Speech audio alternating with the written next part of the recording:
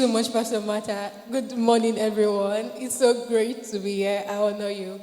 Praise God. Wow.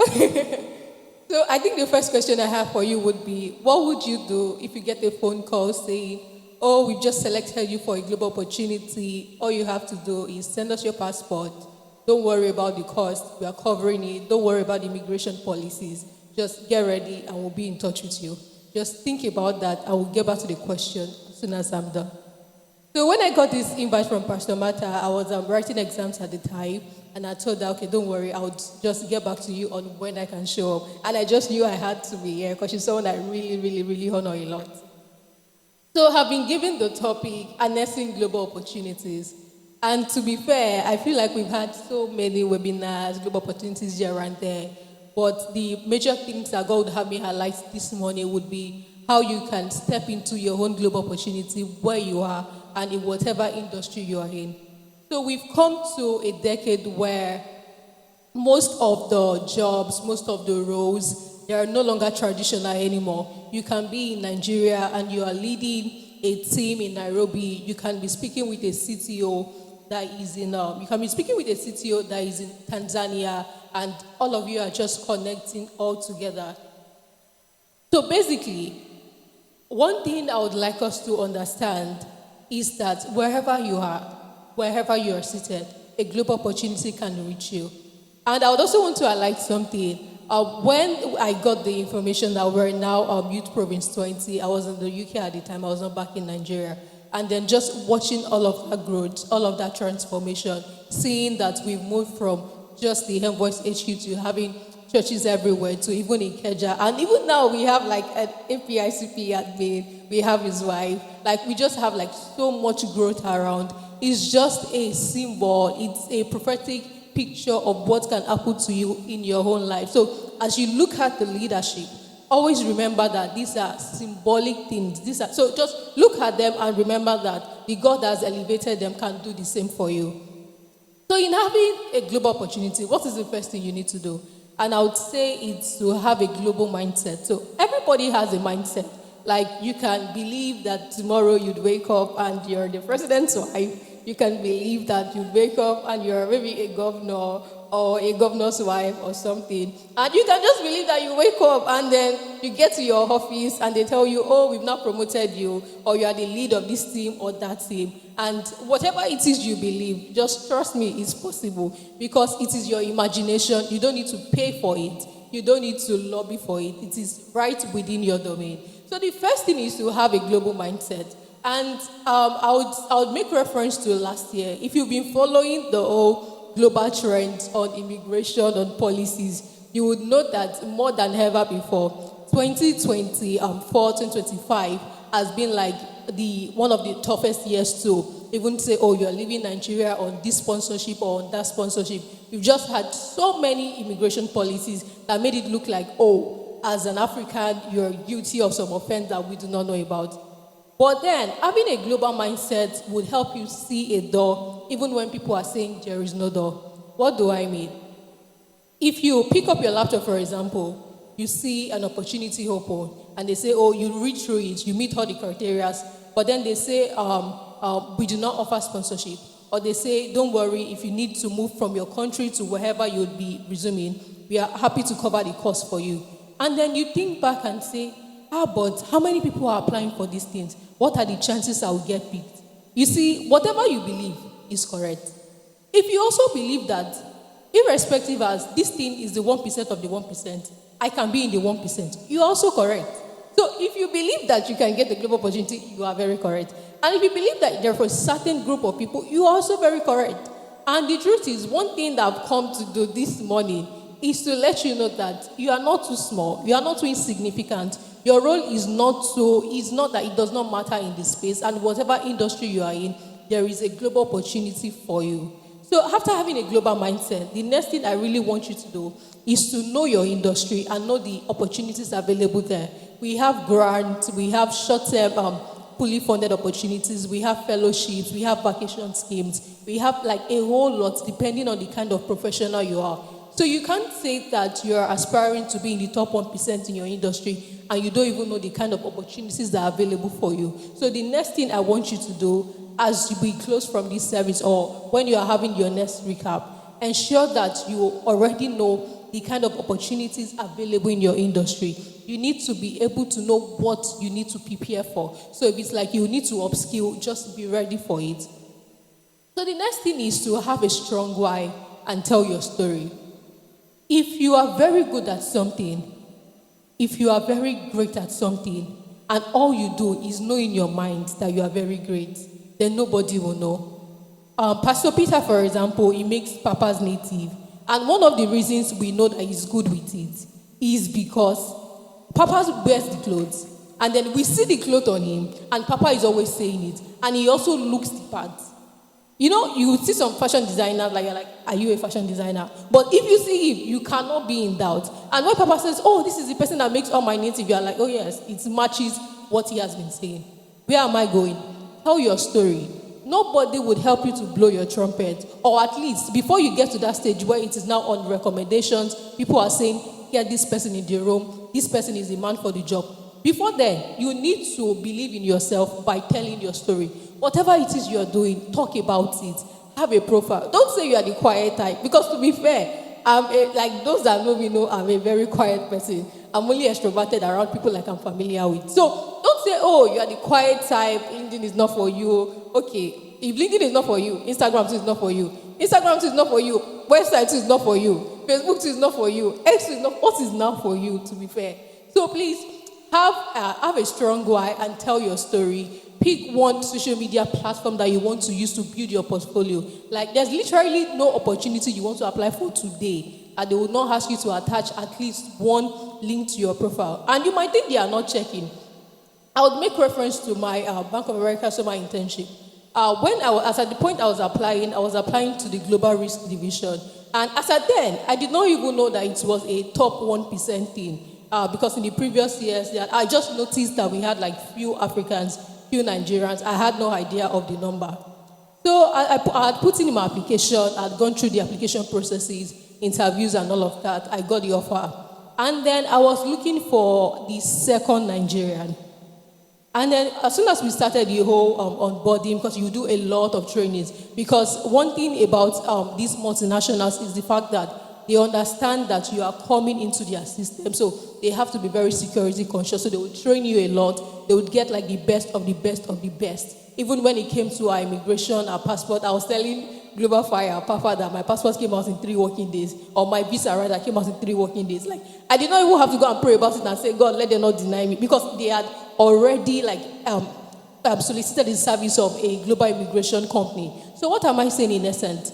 The opportunities are available. They are available for people that are able to prove that they are worth it. Because these people will be putting their money on you, they'll be putting their resources on you, and you just have to prove that you are that person. So I would make reference to what I was saying earlier. So I discovered, maybe I'm probably the only Nigerian, but what are the chances that in my division I would be the only African? So I waited till I got to London, we had the orientation, and then we had like the yearbook, so you would see everybody in the cohort. So globally in EMEA, Europe, Middle East, and Africa, we had about 200 interns. And that's like from an application of over 200,000. So let's just say they picked the top 1%, like a less than 5% acceptance rate. But as we started, I discovered I was the only African. And it went on like that, would be in rooms and like the only black person. And that again, maybe it's a topic for another day on how that shaped me. But what am I saying? If I had stayed back in Lagos and said, this thing is very difficult. Like, what are the chances they would even pick you? You are just a black girl. You are just this, you are just that. Trust me, another person would have gotten the opportunity. Maybe even less qualified than I am, or even more qualified. So the essence is that you have to believe in yourself. Believe in the craft that you have. Believe in the skill that you have. And be a worthy person that multinationals, companies can put their money on. You need to be able to show that you are the person you are looking for. You need to be able to say, if you are putting, I remember during one of my interviews, and they had asked me, why should we select you? And then, again, when you are going through your application process, it is not the time to be humble. Like, blow your horn, let them know what you've done. And that is why I would say attain mastery. So it will not look like you are lying. So So if, for example, you led a team of 10 and you had a 15% increase in revenue as a result of that, say that, oh, don't even put it on humility self. Just put it that way, that this and this and this is what I've done. This and this is what I've done in my previous show. This and this is what I'm currently doing. And when they had said, oh, why do you think you are the intern we should pick for this? And I said, I have so much to offer. Like, if you are bringing me on board, think of it as you have a tech professional, you have a law person on board, you have someone with a finance background on board, then the option is left to you, make your decision. And as soon as I left that call, I knew I was going to get an offer. So yes, have a strong why and tell your story. And the next thing would be to apply with your best. So when you already know the opportunities in your industry, you are very much aware of the things required of you. When it's time for you to apply, please do not fumble your application. If you need to reach out to people, reach out to them. If you need to get on calls, get on those calls. If you need to have someone review your CV, like there are professionals that do these things. And even now that Envoys Ikeja is like a hub of professionals, you can just walk up to somebody and say, please, you are in HR, do you mind reviewing my CV? Do you mind reviewing my essay? Do you mind reviewing my resume? Like, there are people who are willing to do these things for you. But if you don't talk, you will not receive the help that you need. So then the next thing and the last thing I'll be highlighting will be to put God first in your application. Put God first in any global opportunity you are vying for. Even if you have to make a pitch, you are putting for a grant, maybe $5,000 or $500,000, whatever it is, at whatever level, put God first in every of your application. Again, I'll make reference to my summer internship opportunity. So I've applied for various things, fellowships, and all of that. Some I've gotten a lot of rejections. And at the same time, I've gotten like so many unexpected yeses that have changed the trajectory of my career.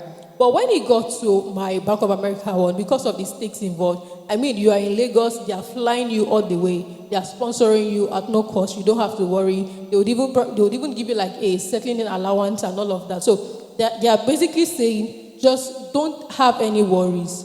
Just carry your bag and come, we will sort you out. So when it got to that kind of application, I knew, okay, this is like very competitive. And at every stage in time, I remember even before I knew I was going to get called for the interview, God had told me, you get invited for the interview, go and prepare, go and write this certification exam, go and do this, go and do that. I remember when I got invited for my last stage of interview as well, I was on a flight to Abuja. I was going for an induction, which I was the youngest member at the time. And I was getting inducted. I remember on that flight, God told me, it reminded me of something Reverend Chudume said in YMR. He said, when you have favor, what you have is not needed. What you have is what they need. And at that moment, I already knew, yes, I had gotten the final stage of interview. And then when I was flying back to Lagos, I got the brief. I had 24 hours to prepare slides and send it in. And my interview was like the next day. And then I had worked on the slide. I was already done. And then that night, I had a dream. In that dream, I was doing my presentation. And as soon as I started, this was what I started with. And when I woke up, I checked my slide. I said, based on what I saw, it does not match. And God said, do this, do this, do this. Add these graphics, add this image, and that. And I submitted it. And I remember when I entered the interviewer said, this is the best presentation I've seen today. He said, this image you added, these graphics you added, they really make sense. Like they spotlight you and you show that you are the person we need. And she said, you have a yes from me. So basically, put God first. See, I don't believe in the ideology that, oh, God cannot help you in this, God cannot help you in that. See, there is nothing you are vying for that God cannot position you for. There is nothing you are applying for in this world. I don't want to know whatever you are applying for that you don't need the Holy Ghost advantage. Because you'd be in a room with equally qualified people. Like I schooled in the University of Lagos. By the time I discovered who my contemporaries were, they're from Ivy League, Imperial College London, Yale University, Harvard. If we are comparing universities, I do not stand a chance. If we're actually comparing universities. But then that is what God can do for you. Grace as a leveler. So as I close out this morning, I want you to think on something. What is one opportunity you want to apply for? And what would you do? Remember the question I asked when we started.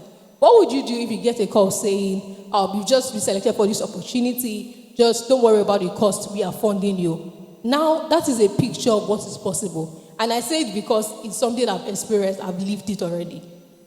So now, as you leave or as I close out this thing, I want you to think of one opportunity you've been seeing that you probably thought you're not qualified for and plan to apply for it and put in the work. And put God first. and come back with your testimonies. Thank you. So we'll now open the floor to question and answers.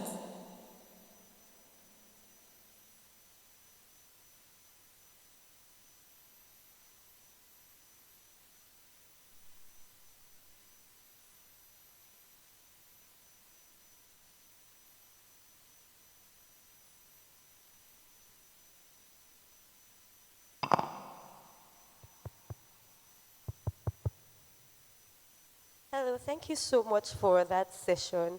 I really, really appreciate all the insights. I love that you were very practical with your approach to, harnessing global opportunities. So I want to ask this question on behalf of very many people that, they are wondering in there, because, knowing you as an executive assistant, a lawyer, already a lawyer, a Texas, and even a spiritual person, and then you are very young, like for compared to the people, like a lot of other people that are doing these same many things, but they have the advantage of age, or maybe they've had years on their side to gain mastery and everything.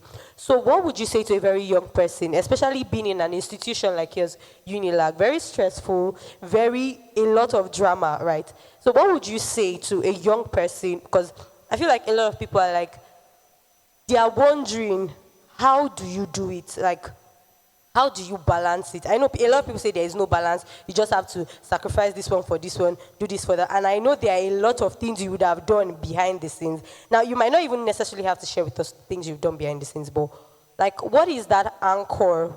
What grounds you, like, in the all of these things surrounding?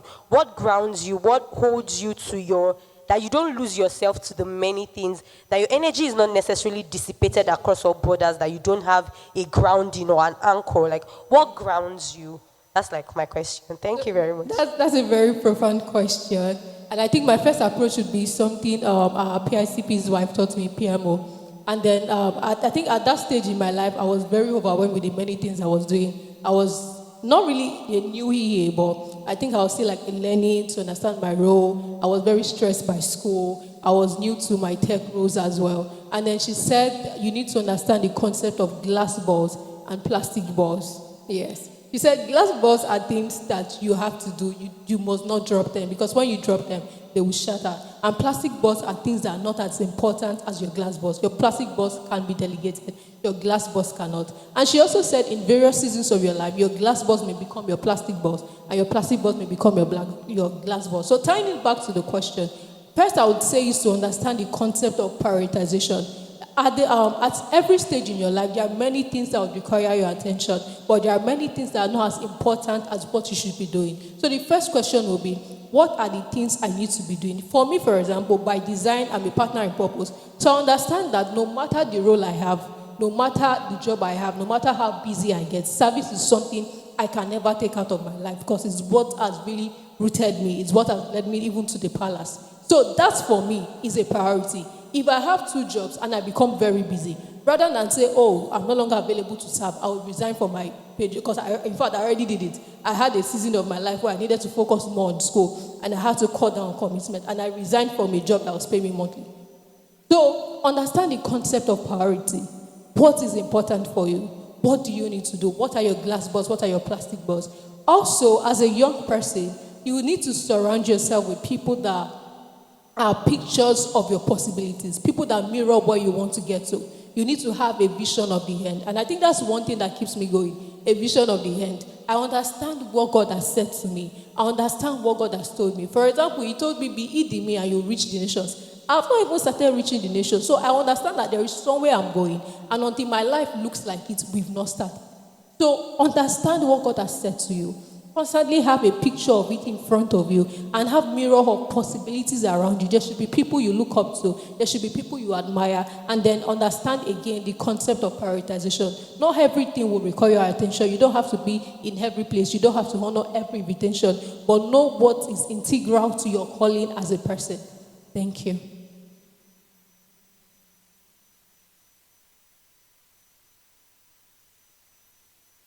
Do we have any other questions? Okay, we do. Thank you very much.